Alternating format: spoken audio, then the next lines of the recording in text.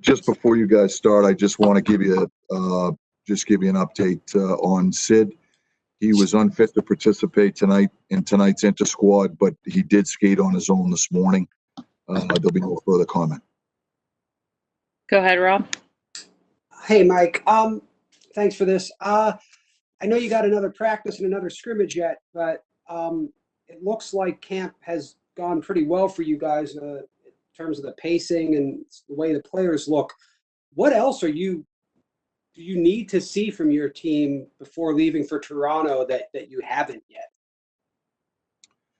Well, we just have to get sharper in all the details of our game. You know, our collective team play has to get sharper, and you know, we talked about that in between periods tonight with the guys, and there's a number of areas where we know we need to improve and get better if we're going to be hard to play against and bring that playoff mindset and that playoff game to Toronto with us, we have to be the team that we were for most of this year and being difficult to play against and stingy defensively. And it always starts with the decisions we make with the puck and making sure that we don't feed the transition game of our opponents, things of that nature. And it really boils down to a lot of the details of every aspect of our overall team game. And those are areas where we're going to continue to work at.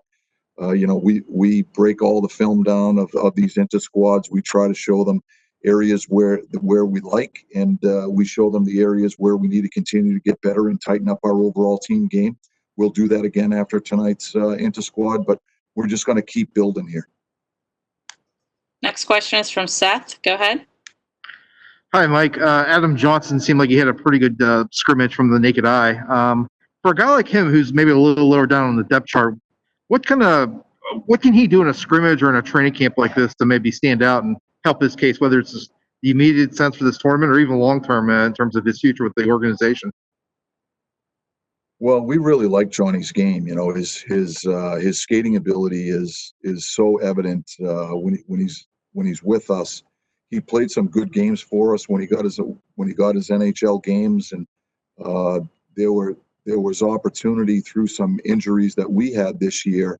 Unfortunately for Johnny, he was hurt a lot himself when those opportunities present themselves, and so he didn't get the games that maybe he had anticipated or we had anticipated that he may get at the NHL level. But we think he's an NHL caliber player, and a big reason why is because of his pace. You know, he's a good penalty killer. He's a great puck pursuit guy. He's good on the forecheck, and he's got a little scoring touch. So I thought he had a strong game tonight. Next question is from Mike DeFabo. Go ahead, Mike. Hey, Mike, after the last scrimmage, you commented that you felt like these scrimmages were most beneficial for the goalies because it gave them an opportunity to see live shots for the first time in about 4 months. I'm curious, just how much progress do you feel like the goalies have made in this short time in the scrimmages? And how close do you feel like they are ready to see some true playoff hockey?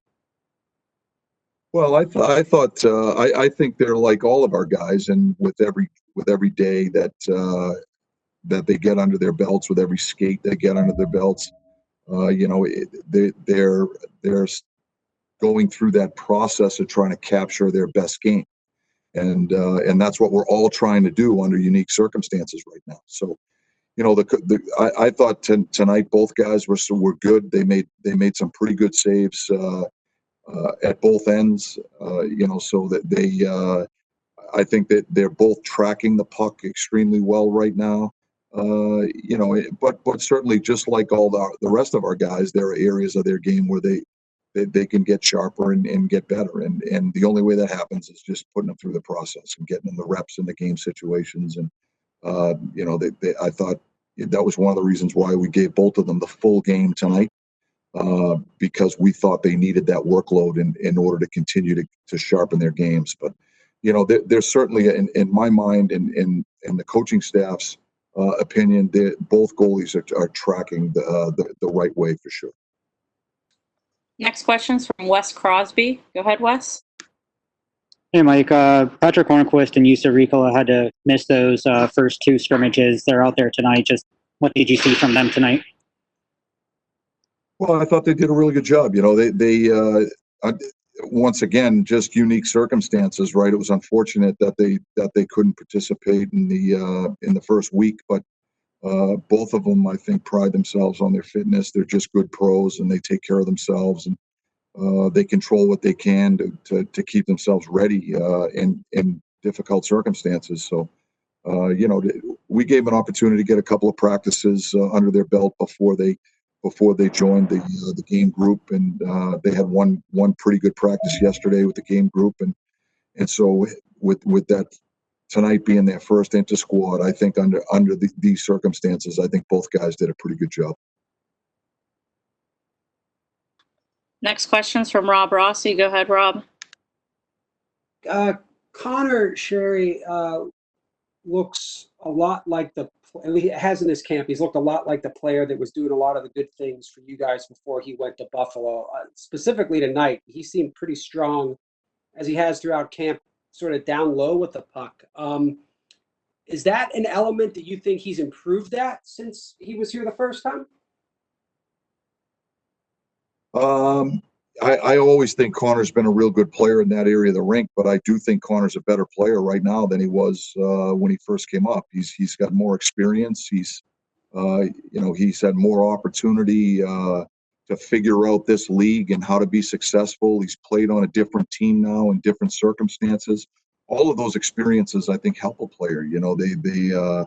They're learning opportunities for him, and we've always felt strongly that Conor's game suits the style of play that we're trying to play here in Pittsburgh. And he thrives in those areas of the rink where we think a lot of our top players are good at. And so we think he's a real good complementary player with our star players, and that's one of the reasons why that Jim went out and reacquired him at the trade deadline, because we know he's a guy that can play the game that we're trying to play here in Pittsburgh. And his tight area skills, I think, are one of his biggest strengths. I think his quickness and his ability to force turnovers with his puck pursuit game is a big strength of his, and he has finishing ability. He can score when he gets the puck in the scoring areas. So for all those reasons, we think he's a guy that can really play the Penguins hockey that we're trying to play.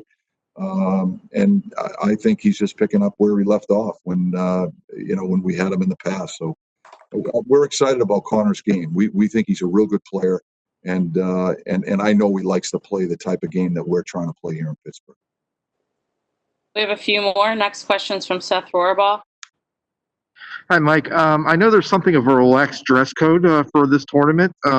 Just to maintain normalcy, do you plan on implementing any kind of standard for players as far as like a standard, I guess arrival uniform, for lack of a better term, or anything like that, just for the sake of normalcy?